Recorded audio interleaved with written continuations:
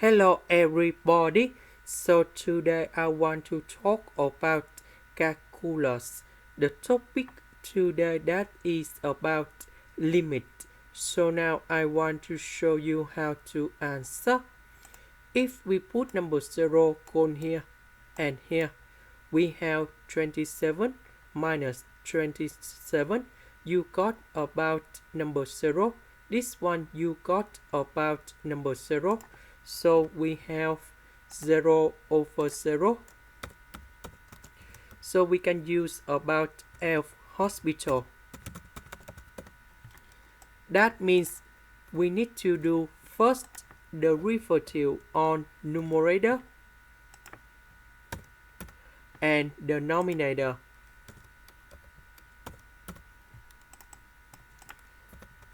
So this one, if we do first the derivative, we will have 3 to the power of 3 plus s, and we have Ln number 3.